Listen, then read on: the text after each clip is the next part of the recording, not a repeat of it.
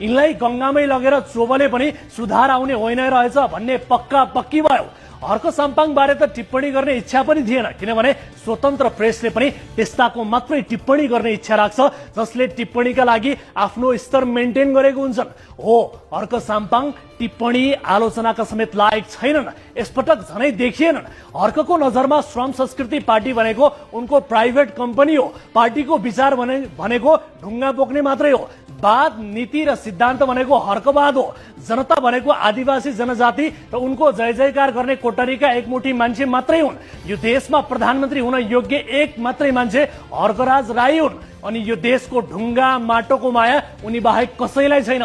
उनको दृष्टिमा विश्व ब्रह्माण्डको एक मात्रै धर्म किरात धर्म हो, दोस्रोमा इसाई र तेस्रोमा इस्लाम मात्रै हो। उनको बोली पिच्छे, स्टाटस पिच्छे सबै धर्म बराबर भन्ने मात्रै हुन्छ, तर व्यवहारमा कुनै धर्म सम्प्रदाय भन्दा माथि उठेको कुनै संकेत भेटिँदैन।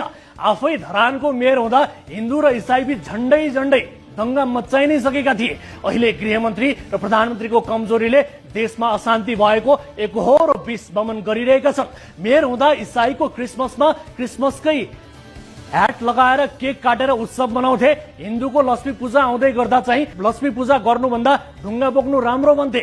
उद्देश्य हर्कको पनि चन्द्र छुने नै देखिन्छ।